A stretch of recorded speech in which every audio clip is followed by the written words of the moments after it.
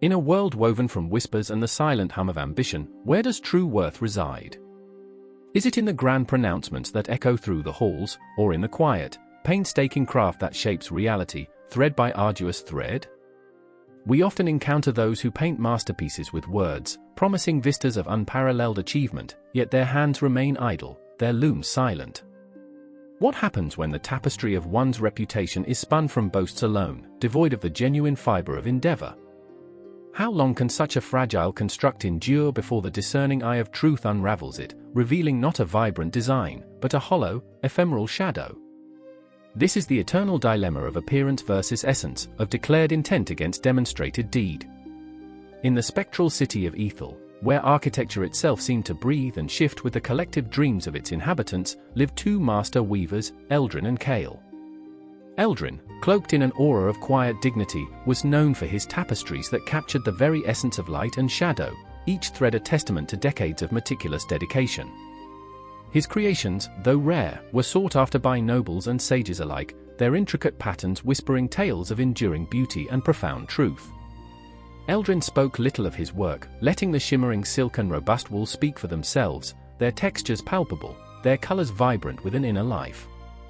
Conversely, Kael, with his booming voice and flamboyant gestures, was a whirlwind of self-promotion. He boasted of revolutionary dyeing techniques, of fabrics so fine they were invisible to the naked eye, and of patterns so complex they could only be perceived by the mind's eye. His workshop, often devoid of actual weaving, was instead a salon for storytelling, where Kael would spin elaborate narratives of his supposed triumphs, showcasing sketches of grand designs that never materialized beyond the parchment. He captivated audiences with his rhetoric, painting vivid images of tapestries that would make Eldrin's creation seem like crude rags. Many were swayed by his charismatic pronouncements, drawn to the promise of innovation, the allure of the avant-garde. One solstice, the city's council announced a competition to weave a monumental tapestry depicting the soul of Ethels for the Grand Temple. The winner would be granted the title of Royal Weaver and an unparalleled commission. Kael, with characteristic bluster, immediately declared his victory, already describing in vivid detail the ethereal glow and impossible textures of his unbegun masterpiece. He spoke of threads spun from starlight, dyed with the tears of forgotten gods, and patterns that would shift with the viewer's mood. He even presented a scroll, ostensibly a contract from a distant kingdom, commissioning an even grander work after his inevitable win, further fueling the illusion of his unassailable skill. Eldrin, meanwhile, simply nodded, bowed, and returned to the silent vigil of his loom. Days turned into weeks, weeks into months. From Kael's workshop, only the incessant drone of his voice emanated, interspersed with the rustle of papers and the clinking of goblets from his frequent inspiration gatherings. He claimed his work was so delicate, so groundbreaking, that it could not be observed until its final, breathtaking reveal. From Eldrin's modest studio, only the rhythmic, almost meditative click-clack of his shuttle could be heard, a constant, humble rhythm echoing through the nights. On the day of judgment, Kael arrived with an empty, ornate frame, draped in a silken cloth. With a dramatic flourish, he unveiled it, announcing, "Behold, the soul of Ethel." Its beauty is so profound, its artistry so pure, that it can only be seen by those with a true and discerning heart. The crowd murmured, some squinting, pretending to discern something magnificent, others whispering their confusion. Kael's performance was masterful, his eyes alight with feigned adoration for his invisible creation. Then, Eldrin's apprentices carefully carried in his tapestry. It was not as large as Kael had promised his would be, nor did it glow with impossible light.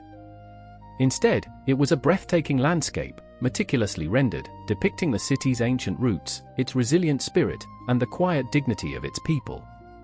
Every stitch spoke of honest labor, every color resonated with authentic emotion. The texture invited touch, the scene evoked deep memory. The sun, a perfect circle of golden silk, seemed to warm the very air. The council members, initially swayed by Kael's theatrics, collectively turned to Eldrin's work. The silence that followed was not one of confusion, but of profound appreciation. The lie Kael had spun, once so compelling, now lay threadbare against the undeniable truth of Eldrin's craft. The royal weaver was chosen, and it was not the one whose words had promised the impossible, but the one whose hands had quietly delivered the real. This tale resonates deeply within the modern human condition. In an age saturated with self-promotion and curated digital identities, the allure of grand declarations often overshadows the quiet grind of genuine effort. We are constantly confronted with narratives of effortless success, of individuals who manifest their destinies through sheer will and eloquent promises.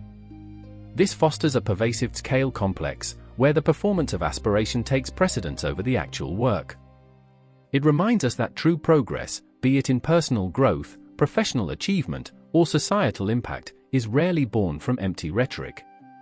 The invisible tapestries of our time, promises unfulfilled, skills exaggerated, impact overstated, eventually unravel when confronted with the tangible results of dedicated, sincere effort.